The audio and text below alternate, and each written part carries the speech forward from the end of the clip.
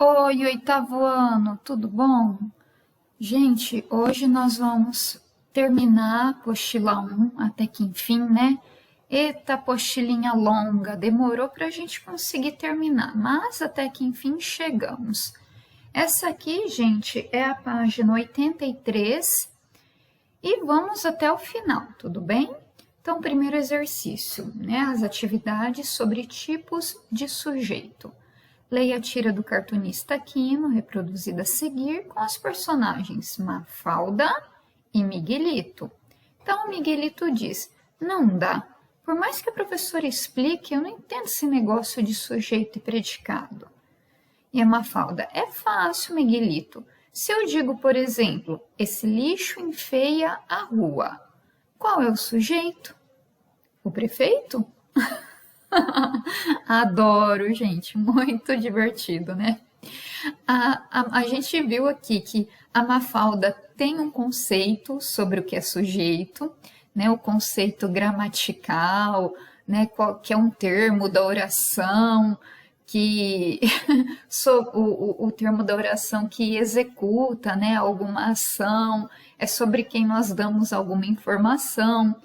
E o Miguelito, a gente percebeu que o conceito que ele tem de sujeito se relaciona a uma situação externa, né? Seria alguém que, no caso, né, nessa situação que eles estão observando, aí o lixo na rua, alguém responsável por algo. Então, as noções são diferentes. E aí vem a letra A. A graça da tira está na diferença entre o que Mafalda e Miguelito entendem por sujeito. Pela fala dele, no último quadrinho, o que ele entende por sujeito da frase inventada por Mafalda? Então, pessoal, olha aqui uma sugestão de resposta. Na explicação eu já acabei dando a resposta com as minhas palavras, né? Ela entende como um conceito gramatical, o sujeito na oração é aquele sobre o qual nós damos alguma informação. Já o Miguelito entendeu como sendo alguém responsável, né, num determinado contexto, numa determinada situação, por fazer alguma ação, por executar algo. Então, olha a sugestão de resposta. Miguelito pensa, né? Vocês poderiam, sabem que aqui na resposta do professor, isso aqui vocês não vão colocar comente com os alunos. Na verdade, poderia começar aqui, ó. Miguelito pensa no contexto. Ele não se limita aos elementos da frase dada por Mafalda como exemplo. Mafalda, porém, fornece o exemplo pensando nos elementos da oração em si. De um jeito mais fácil, o que o Miguelito entende por sujeito, ele entende que seria alguém responsável por praticar alguma ação. Tudo bem? Nas palavras mais simples, né? Aqui talvez fique um pouquinho mais complicado para vocês. Exercício 2. Em sua opinião, Miguelito está errado em sua dedução? Né? Quando ela disse, Miguelito, né, na frase, esse lixo enfeia a rua. Qual é o sujeito? O prefeito. Então, olha aqui, apesar da resposta ser pessoal, existe uma coerência em a gente dizer que ele não está errado na dedução dele, não é verdade?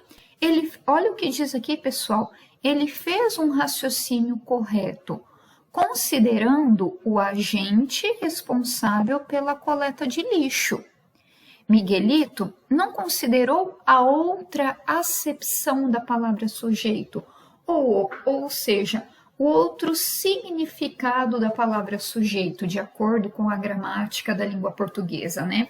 Nós sabemos que realmente sujeito pode estar se referindo a alguém. Ah, quem é aquele sujeito que está passando ali na rua? Né? Quando alguém pergunta, faz uma pergunta desse tipo, não quer saber de acordo com o conceito gramatical, mas sim quem é a pessoa. Então, o Miguelito, né, ele não está todo errado, ele não está errado na dedução dele, ele fez um raciocínio correto. né? Porque ele considera o agente responsável pela coleta de lixo. Tudo bem? Então, ele não considerou o conceito gramatical, mas sim o agente, alguém que faz algo. Letra C. Releia a frase dita por Mafalda como exemplo. Esse lixo enfeia a rua. Agora, né, vamos lá, de acordo com o que a Mafalda queria como resposta. Se considerarmos sujeito como função sintática, ou seja, né, como uma categoria da língua portuguesa, como algo a ser analisado, qual é o sujeito dessa oração? Olha só, esse lixo. Por quê? É só nós olharmos para o verbo e fazer a perguntinha. Tem o verbo enfeiar, né? Então, o que enfeia a rua? Esse lixo. Né? A Mafalda queria ouvir isso aqui como resposta do Miguelito, mas não foi o que ele entendeu. 2. Releia as orações da crônica emergência, reproduzidas a seguir. Sublinhe o verbo com um traço e com 2 traços o núcleo do sujeito, quer dizer, a palavrinha mais importante do sujeito. Ele não pediu para grifar o sujeito inteiro, apenas o núcleo. Então, aqui onde está mais forte seriam 2 traços e mais fraquinho para o verbo. Nosso pessoal de bordo fará uma demonstração de rotina do sistema de segurança deste aparelho. Qual é o verbo? O verbo é para assinalar com um traço, o fará. Para descobrir o sujeito, é só perguntar. Quem fará uma demonstração de rotina do sistema? Não. Quem? O nosso pessoal de bordo. Tudo isso aqui é o sujeito. E desse sujeito, pessoal, qual é a palavra central? A palavra mais importante, que é o núcleo? Pessoal. Tá? Então, pessoal é o núcleo. Eu acho bacana vocês grifarem também, olha, todo o sujeito, marcarem, né? E deixa com 2 risquinhos, com 2 traços, a palavra pessoal. Né? Aqui vou até colocar, aqui tá muito clarinho, né? Olha que traço bonito, gente. Tem que ter 2 traços aqui, ok? Isto acionará o suprimento de oxigênio. Vamos lá. O que aciona? Verbo acionará, um traço só. E é só perguntar, o que acionará o suprimento de oxigênio? Isto. Então, a palavra isto é o sujeito, só ela é o núcleo. 2 riscos, 2 traços embaixo da palavra isto, que é o núcleo. No caso de despressurização da cabina, máscaras de oxigênio cairão automaticamente de seus compartimentos. Verbo, cairão, do verbo cair, só um risco. Só perguntar, o que cairão automaticamente de seus compartimentos no caso de despressurização da cabina? Máscaras de oxigênio. Aqui o núcleo, né? Aliás, gente, houve um errinho aqui da apostila. Não precisaria ter grifado o de oxigênio. Tudo isso é o sujeito, mas o núcleo seria apenas máscaras. A apostila erra, né? Vocês sabem, de vez em quando isso acontece. Então só aqui, ó, em máscara, 2 tracinhos. O de oxigênio não precisa, pode confiar na professora. Exercício 3. Leia a manchete. Nível de água do Cantareira não sobe há meses. Identifique os verbos dessa manchete. Os verbos são o sobe e o a.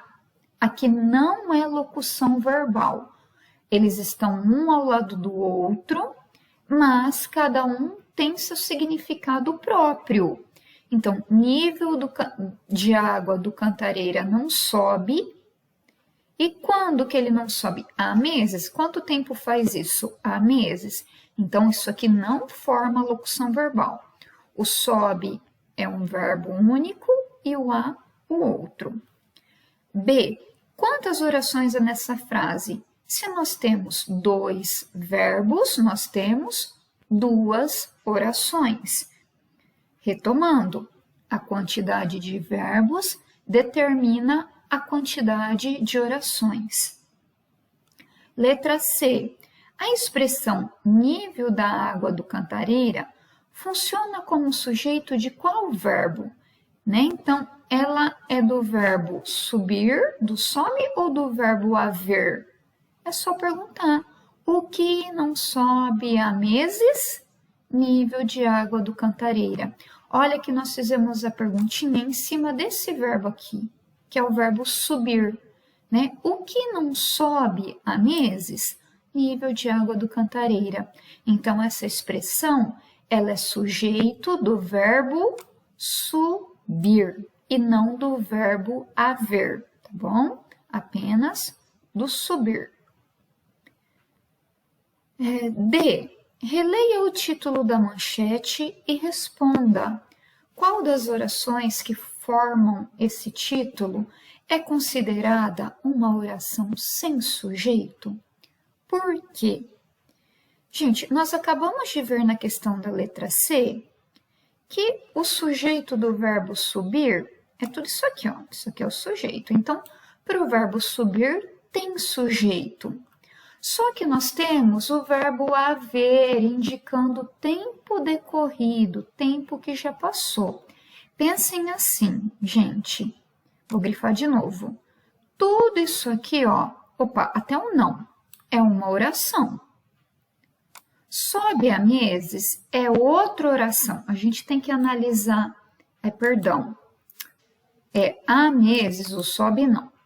Há meses forma uma outra oração, sozinha. Aqui é uma, aqui é outra. Nós vimos que tem 2. Para essa oração aqui, não tem sujeito. Vocês se lembram da regrinha que eu expliquei no vídeo de ontem, né? Eu expliquei assim, o verbo haver, no sentido de tempo decorrido, de tempo passado, né? Se ele aparecer em uma oração, essa oração não terá sujeito, tá bom? Então, olha aí. A oração sem sujeito é há meses, porque o verbo haver é usado para indicar tempo decorrido. Apareceu o verbo haver com esse sentido de tempo que já passou, significa que não tem sujeito na oração. Tudo bem? Lembrando que do nível até sobe é uma oração, né, separada dessa outra, aqui teria. Agora, o há meses, não. 4. Releiam frases da crônica de Luiz Fernando Veríssimo, reproduzidas abaixo. Observem os verbos destacados e numerados para responder às questões propostas na sequência. Então, vamos lá. Finalmente, a muito custo, conseguem acalmá-lo. Ele fica rígido na cadeira. Recusa tudo que lhe é oferecido. Não quer o almoço. Pergunta se pode receber a sua comida em dinheiro. Então, o 1 é para o verbo pro conseguem. O 2 para o fica e assim por diante. Como se classifica o sujeito do verbo indicado como 1 e também o do verbo 2? Então, vamos lá para o 1. Conseguem acalmá-lo. Para achar o sujeito, nós temos que perguntar para o verbo. Quem conseguem acalmá-lo? Quem finalmente a muito custo conseguem acalmá-lo? Nesse caso, pessoal, nós sabemos quem conseguem acalmá-lo? Tem uma dúvida, não é? Conseguem alguém. Eles conseguem, mas quem é esse eles? Nós não sabemos. Então, para o verbo o sujeito é indeterminado. conseguem acalmá-lo, alguém consegue, né? Uma ou mais de uma pessoa, mas nós não sabemos quem. Por isso que é um sujeito indeterminado. Agora o verbo 2. Ele fica rígido na cadeira. É só perguntar. Quem fica rígido na cadeira? Ele. Está escrito, aparece aqui. Então, o sujeito do verbo 2 é o ele, que é um sujeito simples, né? Só tem a própria palavrinha é o núcleo. Eu espero que vocês tenham compreendido bem isso, tá? Qualquer dúvida, me chama no particular ou pergunta aqui por meio da plataforma mesmo. Dados como 3, 4 e 5 é subentendido. Ele já deu então a resposta. Ele está falando, subentendido é aquele sujeito oculto. Vocês se lembram? Então, ele está falando do 3, do 4 e do 5, é um sujeito oculto, subentendido. É possível identificá-lo não nessas orações, mas no texto da crônica. Lendo a crônica, aqui a frase está solta, mas nós já lemos o texto, sabemos de quem está sendo falado. Então, que palavra nesse trecho concorda com esses verbos e ajuda o leitor a perceber a quem se referem esses verbos? Olha só, que palavra concorda com esses verbos? Que palavra combina? Gente, quem recusa tudo o que lhe é oferecido? Ele. E como disse antes aqui, nós sabemos, de acordo com a crônica, quem que é esse ele? É o passageiro, né? Aquele passageiro que estava com medo. Ele não tinha nome, mas nós sabemos que se refere àquele passageiro que estava em pânico durante o voo.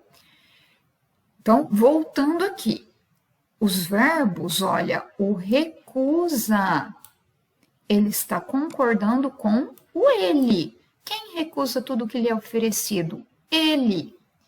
Quem não quer o almoço? Ele, que é o passageiro. Quem pergunta se pode receber a sua comida em dinheiro? Ele. Tá vendo? Então, os três verbinhos, o do 3, do 4 e do 5, é sujeito oculto, subentendido, porque nós sabemos que está se referindo a ele, que é o passageiro. Tá vendo que na 3, ó, não aparece escrito ele, nem passageiro. Na 4 e na 5 também não, mas nós sabemos a quem se refere. Então, olha, que palavra concorda com esses verbos? A palavra ele. E ele continua, concorda com esses verbos e ajuda o leitor a perceber a quem se referem esses verbos? Então, é só isso mesmo. Então, é a palavra ele, que é sujeito da oração do verbo 2, né? O ele está aqui, ó. Era o sujeito da oração do verbo 2. Mas só de colocar isso aqui, ó, está excelente, gente. Exercício 5. Leia um trecho da letra de uma canção do cantor e compositor brasileiro Cazuza. Não me convidaram para essa festa pobre, não me sortearam a garota do Fantástico, não me subornaram. Será que é o meu fim? Ver TV a cores programada para só dizer sim, Essa música é muito bacana, viu, pessoal? Música antiga, né? Eu era nova, imagina para vocês. Mas é muito bacana, se vocês quiserem pesquisar sobre o Cazuza, ele foi um grande cantor. Enfim, então tá, aqui está grifado o convidaram, verbo convidar, terceira pessoa do plural, sortearam, do verbo sortear, também terceira pessoa do plural. Tem também o subornaram, do verbo subornar, aqui ele está em lilás por conta, né, da explicação aqui do vocabulário. Agora vamos lá. Observe os verbos em destaque. É possível determinar os sujeitos a que se referem? Não, pessoal. Por que não? É o sujeito indeterminado, lembra? Quem não me convidaram? Quem não me convidaram? Alguém que nós não sabemos quem, não informou quem é. Quem não me sortearam? Mesma coisa. Quem não me subornaram? Então, alguém, mas não foi definido quem. Então, a primeira parte da resposta, é possível determinar os sujeitos a que se referem? Não. Eles não podem ser determinados. E a segunda, que classificação pode ser atribuída aos sujeitos, né? Que classificação, que nome, que tipo de sujeitos são esses? São sujeitos indeterminados, né? Nem precisaria, mas ele explica. Os verbos estão na terceira pessoa do plural, sem que seja possível, pelo contexto, por esse trechinho aqui, saber de quem se trata. Né? Se por um acaso tivesse um trecho anterior falando, por exemplo, os ministros não me convidaram, né? Ia ser oculto, mas como não apareceu nada antes, não sabemos quem é, então são sujeitos indeterminados. B. Com que provável intenção foi empregado esse tipo de sujeito? Olha só, quando se emprega, pessoal, o sujeito indeterminado, é porque provavelmente, para não limitar a ideia sobre os responsáveis pela exclusão do eu que se expressa no texto. É uma forma de ser mais abrangente sem determinar quem. Em outras palavras, né? Com que provável intenção foi empregado esse tipo de sujeito? Para não identificar quem seriam os responsáveis pela ação, tá bom? Se quiser, vocês podem colocar da maneira como eu disse, para não identificar os sujeitos responsáveis pela ação. É uma maneira de deixar no ar, né? Eu não quero pôr a culpa em ninguém, eu uso um sujeito indeterminado. Sabe aquela coisa quando vocês vão contar algo e não querem entregar a pessoa? E, né, então, um exemplo, professora, falaram que você é muito chata. Às vezes você sabe quem é que falou, mas você não quer comprometer, não quer mostrar quem é o responsável por isso. Então, usa o verbo na terceira pessoa do plural, tornando o sujeito indeterminado. Falaram que você é chata. Quem falaram? Para mim, é uma dúvida, uma interrogação. A pessoa que me diz a frase pode até saber quem é, mas ao usar o sujeito indeterminado, ela quer, né, não quer se comprometer e não quer também comprometer quem disse. Espero que tenham entendido, gente. Exercício 6. Identifique e classifique o sujeito das orações abaixo, observando as formas verbais destacadas. Né? Então, nós temos que encontrar quem é o sujeito, falar que tipo que ele é, e para isso tem que observar verbo. É a regra, vocês vão ficar enjoados de ouvir isso.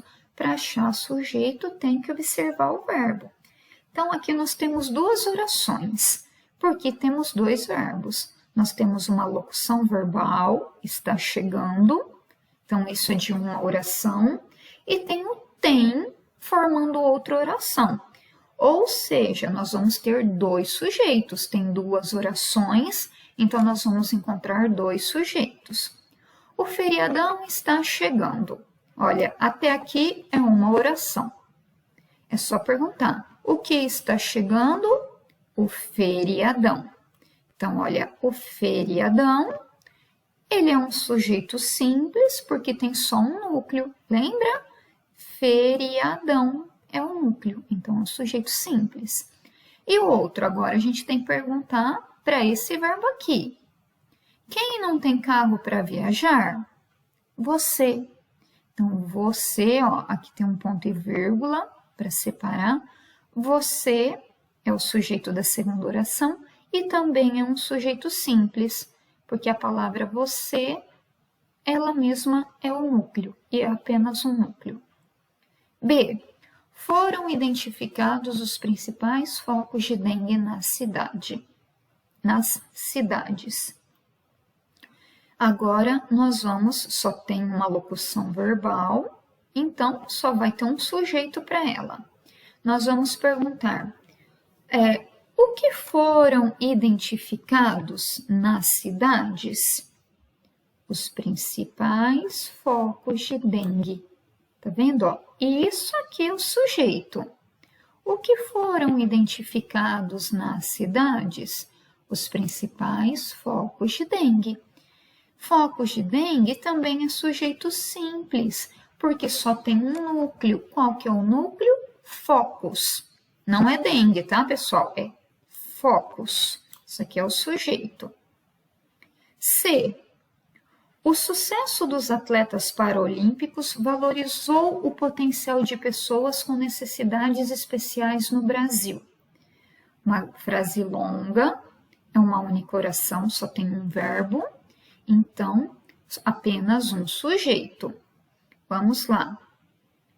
O sucesso dos atletas Então, quem valorizou o potencial de pessoas com necessidades especiais no Brasil? O que valorizou, né? O sucesso dos atletas paraolímpicos. Esse aqui é o sujeito. Novamente, é um sujeito simples, porque o núcleo é a palavra sucesso, tá? Esse é um núcleo, tem apenas um núcleo, o sujeito é simples. Letra D. Estamos acabando, gente. Essa página. Os rios, os lagos e os mares sempre foram considerados depósitos da própria natureza. Uma locução verbal. É só perguntar para ela. O que foram considerados depósitos da própria natureza? Os rios, os lagos e os mares. Né? O que sempre foram considerados? Eu tenho que pôr a palavra sempre na pergunta. Os rios, os lagos e os mares. Agora é um sujeito composto, porque nós temos um núcleo, 2 núcleos, 3 núcleos. Sujeito composto. D. Há dias que não chove no Rio Grande do Sul. Gente, 2 verbos, 2 orações, tá? Olha, vocês já estão vendo a resposta aqui. A resposta, valeu para os 2, tá no plural. Orações sem sujeito. Lembra da regrinha? Verbo haver, no sentido de tempo decorrido, de tempo que já passou, então há dias, quer dizer, faz dias. Isso é tempo decorrido, significa que o verbo haver nesse sentido não tem sujeito, e também o verbo chover, que é um verbo de fenômeno da natureza, que também entrava na regrinha. Não tem que perguntar quem chove. Nós não vamos encontrar um sujeito para isso. Então, as 2 orações são orações sem sujeito. A letra F tem 2 orações também. Roubaram meu celular é uma oração. Fizeram ligações para minha casa é outro. As 2 são orações com sujeito indeterminado. Porque quem roubaram meu celular? Não sei. Alguém, mas não sei quem. Quem fizeram ligações para minha casa? Alguém, mas não sabemos quem. Então, as 2 é igual a de cima, orações no plural. Orações com sujeito indeterminado. A letra G. Termina o horário de verão. Verbo terminar. É só pergunta. O que termina? O horário de verão. Agora tem um sujeito, o horário de verão. É um sujeito simples, porque o núcleo é horário. Tem apenas um núcleo. Há quase 2 meses não chove no Nordeste. Igualzinho a letra E, tá vendo? verbo haver, no sentido de tempo decorrido, e verbo chover, indicando o fenômeno da natureza. São os casos em que formam, né, tem duas orações, então no plural, orações sem sujeito. E nada substitui o talento e o empenho. Gente, o que substitui o talento e o empenho? Nada. Tá vendo? Olha a pergunta de novo. O que substitui o talento e o empenho? Nada. Então, nada é o sujeito, é um sujeito simples porque, né, é só ele e ele próprio forma o núcleo. E a última, chovem artistas mirins nas portas de emissoras de TV. Ah, oração sem sujeito, porque o verbo chover indica fenômeno da natureza, professora? Sim, se tivesse no sentido de indicar um fenômeno da natureza. Mas aqui o chovem está sendo usado no sentido figurado, gente. Aqui ele não é um fenômeno da natureza. Nesse caso dá para achar o sujeito. Aqui dá para perguntar: o que chovem nas portas de emissoras de TV? Artistas mirins. Tá vendo? Então eu fiz uma brincadeira. Tem gente que talvez nem ia ler a frase, só ia olhar para o chovem. Ah, eu decorei. O verbo que indica fenômeno da natureza, ele é de oração sem sujeito. Tá, mas aqui não está indicando um fenômeno da natureza. Aqui ele está sendo usado no sentido figurado. E outra coisa, os verbos que indicam fenômeno da natureza, nós não usamos no plural. Aqui está no plural, olha, para concordar com o sujeito. Então, vou fazer novamente a pergunta. O que chovem nas portas de emissoras de TV? Artistas mirins. Ele é o sujeito e é um sujeito simples porque o núcleo é artistas. Tem só um núcleo. Gente, respira fundo. Eu vou até acabar. Já deu aqui 32 minutos, mas falta um pouquinho para a gente terminar, tá bom? Falta mais 2 páginas. A posição do sujeito em relação ao verbo. Em geral, construímos as orações no sentido direto, ou seja, posicionando os elementos nesta sequência. Né? Nós, brasileiros, gostamos dessa ordem. Começar a frase com o sujeito e depois o predicado. Isso não é obrigatório. O sujeito pode estar no meio da frase, pode estar no final, mas a preferência nossa é essa aqui. Então, vamos lá. O sujeito é anteposto ao verbo, ou seja, ante, colocado antes do verbo. O verbo não fica dentro do predicado?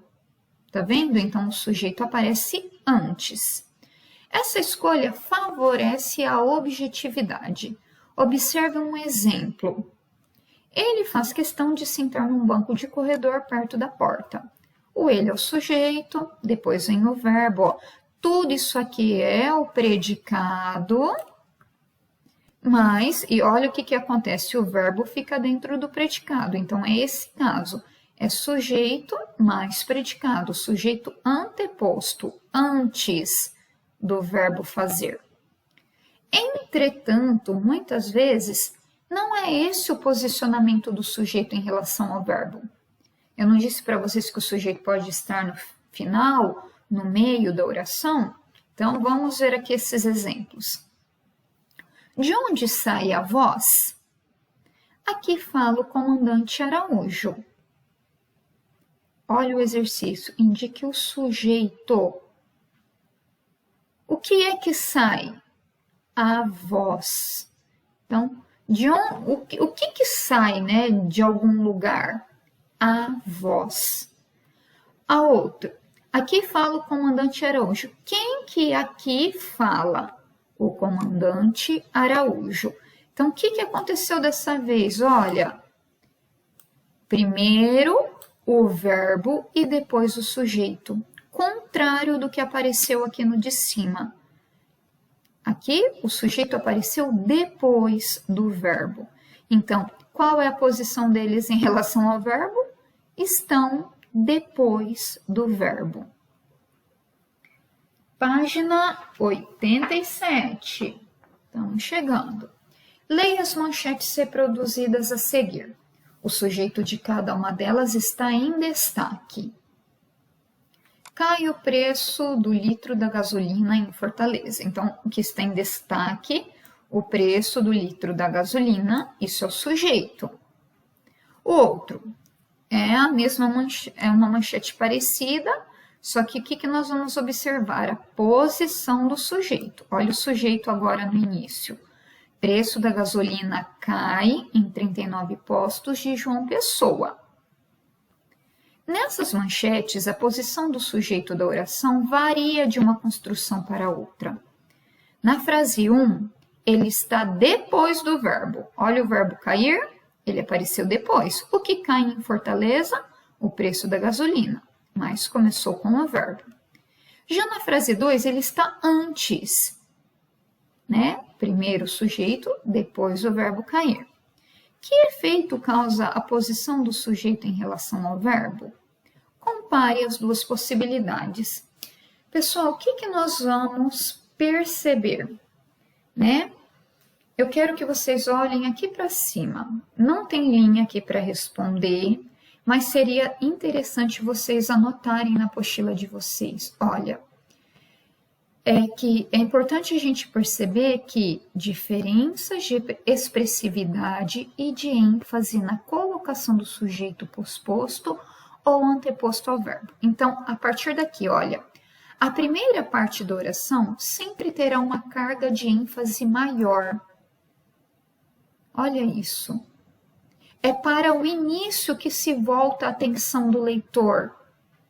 Ao mudar o sujeito de posição, muda-se... Ai, não quer ir. Deixa eu ver se eu consigo. Muda-se o foco da atenção. Ou seja, deixa eu traduzir isso para vocês.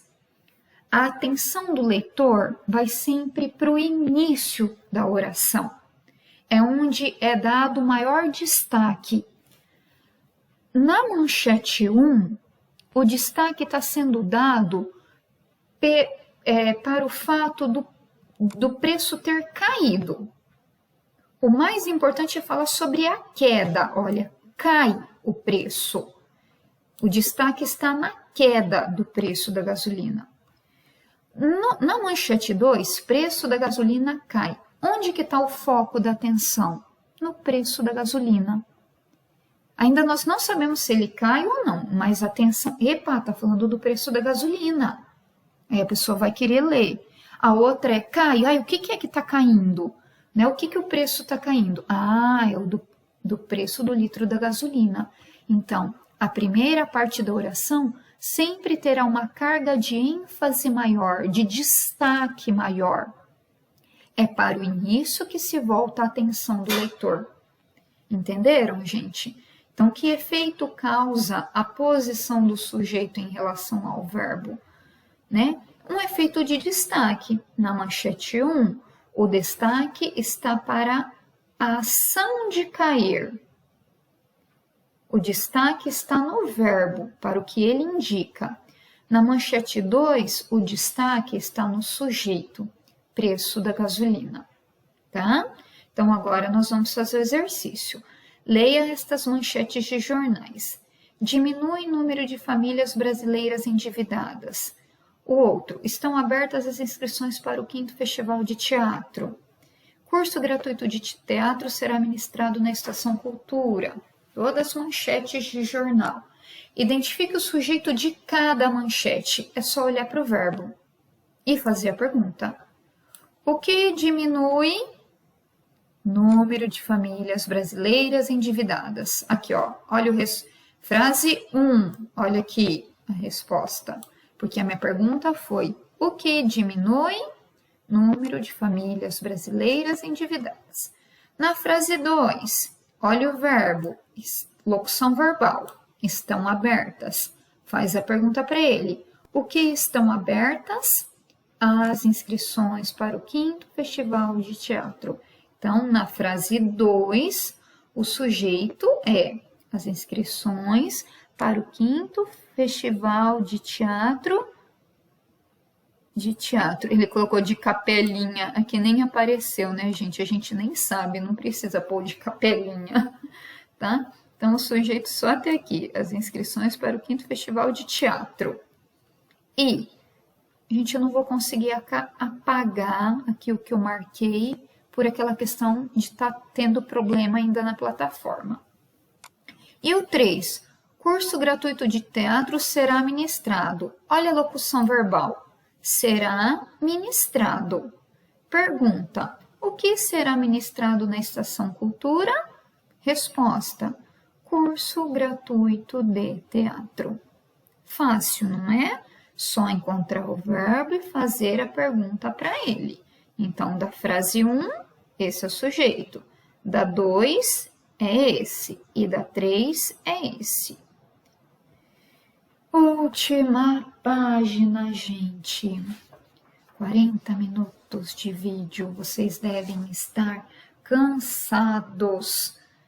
Tem gente que acha que deve ter dado uma voltinha, parou o vídeo, pausou, agora voltou, né? Então, vamos lá. Observe que as manchetes 2 e 3 tratam de questões da cultura. Inscrições para um festival de teatro e curso gratuito de teatro. Os sujeitos estão posicionados antes ou depois do verbo? Vamos olhar para a frase 2 e 3? 2 e 3. Na 2, o sujeito está antes ou depois do verbo? Depois. Olha, o verbo é o que está grifado. Depois. E no 3, o sujeito está antes. Então, resposta 2. Sujeito colocado depois do verbo. Olha lá, ó, as inscrições para o 5º Festival está depois. E ele pede também qual é o efeito, né, em cada um. Então, o sujeito colocado depois do verbo, o destaque é dado para a abertura das inscrições. Aqui, ó, estão abertas. Nós não vimos lá em cima que o destaque vai para o início da oração?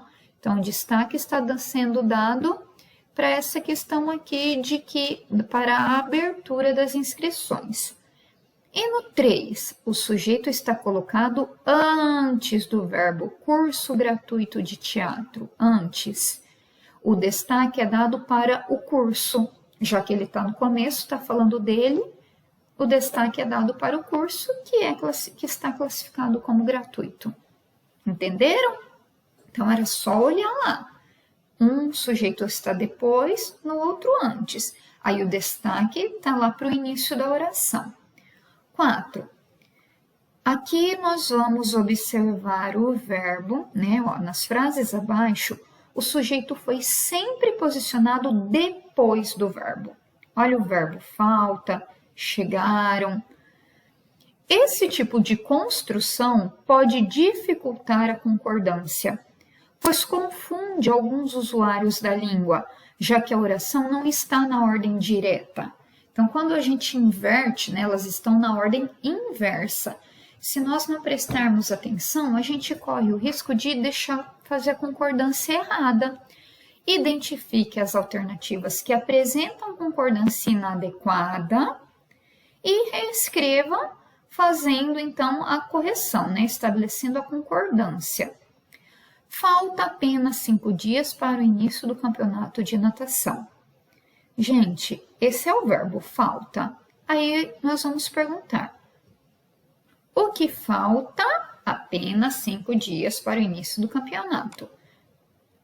O que falta apenas, o que falta apenas? 5 dias para o início do campeonato de natação. 5 dias é plural. Então, o verbo tem que combinar com o sujeito. Sujeito plural, verbo plural. Faltam apenas 5 dias, aí é só continuar. Então, grifem aí, 5 dias, plural, o verbo tem que combinar com ele. B, chegaram ontem à nossa cidade uma companhia de circo muito numerosa.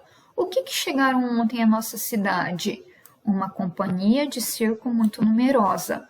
Uma companhia, né? Isso aqui é singular. Então, o verbo tem que ficar no singular. Não chegaram uma companhia. Chegou. Chegou ontem à nossa cidade uma companhia.